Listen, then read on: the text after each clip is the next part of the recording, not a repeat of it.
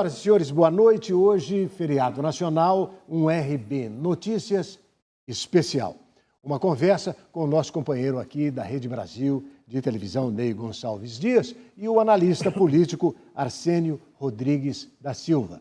Uma conversa sobre o assunto que chamou nossa atenção nesta semana, no último final de semana, o Brasil escolheu um novo presidente da República. E um assunto mais específico também que chamou a atenção nesses últimos 2 dias foi a escolha do juiz federal de Curitiba, Sérgio Moro, pelo presidente eleito Jair Bolsonaro, um convite, né, para ocupar o Ministério da Justiça e também para ocupar num futuro, que vai chegar aí daqui 2 anos no mínimo, para integrar o Supremo Tribunal Federal. Boa noite, Ney. Boa noite, Armin. Boa noite, Arsênio. Boa noite. Obrigado. Vamos começar com você, Ney. A gente comentou esse assunto aqui durante a semana no RB Notícias, mas como é que você encara esse convite ao juiz Sérgio Moro? A princípio falou-se, doutor Arsênio, de um ministério como está, histórico. Aliás, o Ministério da Justiça é o mais antigo ministério da história do Brasil. Pois bem, agora fala-se o seguinte, que o convite seria irrecusável porque o presidente Bolsonaro teria dado a ele o Ministério da Justiça, o Ministério da Segurança Nacional, que está agora com o Jungmann, né? O Ministério da Defesa vai ficar com o general Heleno, mas aí tira o Jungmann e coloca aqui. Daria a ele a Polícia Federal, a autoridade para ele nomear o presidente da Polícia Federal. É claro que a eleição, nomear o presidente lá, tem que o presidente da República que nomeia o diretor da Polícia Federal. Mas se ele dá autoridade para o cara vai chegar para ele e falar, o homem é esse aqui. Outra coisa, poderes sobre a Procuradoria-Geral da República. Ele, Moro, escolheria o Procurador-Geral da República e os outros cargos correlatos. As pessoas pensam que a Procuradoria é só a mulher que fica lá, aquele Janot, que isso é uma bobagem. A Procuradoria tem hoje mais de 200 técnicos em direito altamente qualificados. Ninguém é bobo, não. Pois bem, o senhor acha que o homem aceita? Bem, eu penso que não. Eu penso que em termos de carreira jurídica, ele sair do Poder Judiciário, abandonar o Poder Judiciário, porque isso é importante. Para ir assumir uma cadeira no Executivo, ele tem que abrir mão da carreira do Poder Judiciário, tá certo? E a área executiva é totalmente diferente do Poder Judiciário. Ele lidar com essas questões administrativas, executivas, é muito diferente de você julgar um processo. Eu penso que o juiz Moro vai pensar na possibilidade de assumir uma cadeira no Supremo, porque no Supremo Tribunal Federal, aí sim ele pode dar continuidade à sua carreira e seguir na trajetória da Operação Lava Jato.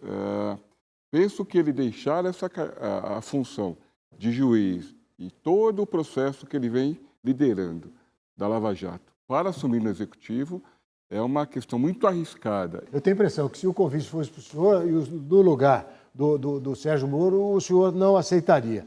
Mas pela manchete da última quarta-feira do Estado de São Paulo, a manchete é a seguinte: Moro admite que pode aceitar convite para integrar governo. Mas depois aqui, no desenvolvimento do texto, dá uma declaração muito clara dele, dizendo assim, tudo depende de conversar para ver se há convergências importantes e divergências irrelevantes. Na minha opinião, ele já aceitou. Você não acha, não? Mano, eu penso que exatamente essa frase do juiz Sérgio Moro traz exatamente as questões. Para ele assumir um posto no Poder Executivo, teria que ser algo muito bem estruturado e que fizesse pareamento com a estatura que hoje ele tem perante a sociedade. Assumir um cargo menor, sem uma estrutura, e aí nós temos o que o Ney acabou de dizer, o Ministério da Segurança Pública, que está com o Jungmann hoje. Voltar tudo isso para o Ministério da Justiça não é uma coisa tão trivial. Agora eu acho o seguinte, Arsênio, tem uma coisa aqui extremamente curiosa. Se eu fosse o ministro Sérgio Moro, o juiz, eu faria o seguinte acordo. Primeiro, eu vou assumir esse negócio aqui da Justiça, mas eu quero me garantir com o senhor que daqui 2 anos eu sou nomeado para o Supremo. Pode ser feito esse acordo. Segundo, eu não vou aceitar, mas agradeço se o senhor me nomear para o Supremo daqui 2 anos. Aí o Sheik diz assim, mas como é que o Sheik pode fazer isso? No governo de Itamar Franco, o Itamar nomeou o ministro Maurício, na época, Maurício Correia, para o Ministério da Justiça.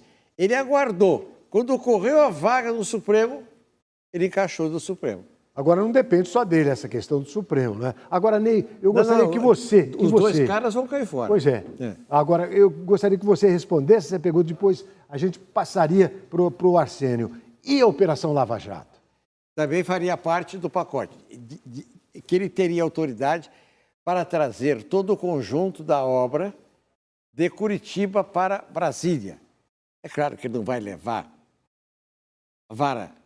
Pois é, ele não pode transferir a vara de Curitiba para Brasília. Mas pode transferir os processos de Curitiba para uma vara em Brasília. Juridicamente isso é possível? É possível, sob a supervisão dele. Mas eu acho que é muito complicado isso. Até porque, irmão, é uma bobagem aí. As pessoas pensam que o Sérgio Moro, eu estudei em Harvard, pomba.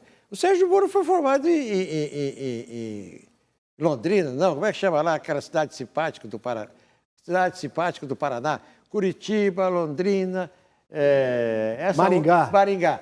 Ele é formado na Faculdade de Direito de Maringá, doutor Arsênio. Que conversa é essa? Se ele sair, mano, não acontece nada. Os assessores dele lá estão altamente capacitados para continuar a obra. Aliás, tem uma coisa aqui que pouca gente sabe. Irmão, quando houve a vaga no Supremo, a presidente Dilma foi ao Rio Grande do Sul e conversou com a filha e com o trabalhista, o ex-marido da Dilma. Ligado ao PDT, ligado ao PDT. Ela falou assim, olha, me indicaram entre as pessoas o nome da Rosa Weber. A Rosa Weber era juíza do trabalho, desembargadora do trabalho e não tinha nada a ver com direito penal, direito constitucional, mas era uma jurista. E aí a Dilma resolveu nomear a Rosa Weber para o Supremo. Muito bem. A Rosa chegou lá, matéria constitucional, matéria tributária, negócio lá é complicado, negócio é duro. Ela convocou 3 juízes para assessorá-la durante 2 anos. Um deles era o Sérgio Moro. Ele foi assessor. É claro que o cara não faz sentença, né, irmão? O ministro do Supremo disse para o assessor, levanta a parte doutrinária para mim. Você, levanta a parte de jurisprudência. Você acha que tem que ter uma coisa? Vocês, fazem um relatório e me apresentam. E depois ela pega aquilo. Dá a palavra final. Dá a palavra final, né? Mas isso mostra que o Moro já tem uma familiaridade com a casa. É isso, Arsênio? Arsênio, você acha, Arsênio, que a Operação Lava Jato corre perigo ou concorda com o meu amigo Ney Gonçalves? Eu penso que sim, irmão, porque uma vez retirando o Sérgio Moro da liderança do processo em Curitiba, eu penso que sofre um abalo, porque hoje o Sérgio Moro é a própria Lava Jato, ele está personificado na Lava Jato. Ele indo para o Poder Executivo, é importante isso, Ney, aquela questão da divisão dos poderes, Poder Judiciário e Poder Executivo. Ele não terá qualquer... Claro, politicamente nós sabemos, mas juridicamente, ele deixa de ser o juiz, o julgador, a pessoa que dá sentença, ou seja, o magistrado, para fazer o papel de delegado, porque ele vai, como você disse, ser o diretor-geral da Polícia Federal, ou seja, vai partir a campo para prender, para executar as ordens do Poder Judiciário, para investigar, quebrar sigilos, essas situações. Então muda completamente o papel dele dentro da Operação Lava Jato. Não, ele passa a ser ninguém, porque, veja bem, para ele assumir o Ministério da Justiça, tem que ocorrer 2 coisas. Aposentadoria por tempo de serviço. Isso. Ele tem 8, 10 anos, vai receber uma porcaria da aposentadoria. Segunda alternativa, exoneração. Ele pede exoneração do cargo, ou seja, ele passa a não ser ninguém. Isso é complicado, né? Sabe, deixa de fora todo aquele trabalho de preparação, concurso público, porque ser um juiz não é fácil, é uma carreira, enfim, ele tem que abandonar essa carreira. Agora, uma coisa, eu gostaria de analisar também o aspecto político.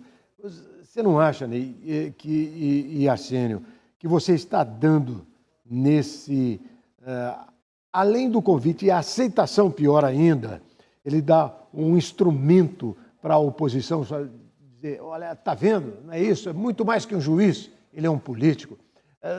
Na quarta-feira, durante uma entrevista à Rádio CBN em São Paulo, eu ouvi o candidato derrotado no pleito eleitoral, Ciro Gomes, identificado, é claro, com a esquerda, dizendo que fez muito bem, ele faz muito bem em aceitar. Achava que ele devia aceitar ou não, ou se ele Moro iria aceitar ou não o convite do Bolsonaro. Falou, não, ele deve aceitar, porque assim ele assume, sabe, essa característica de político, que ele é muito mais que um juiz.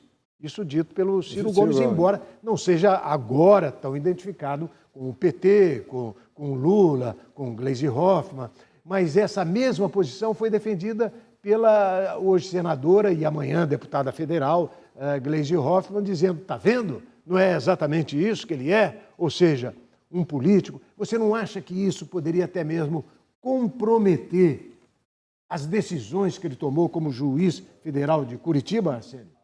Eu penso que sim, Hermes. É importante esse ponto que você traz para a discussão. O Sérgio Moro assumindo o Ministério do Poder Executivo, ele será um alvo muito fácil da oposição.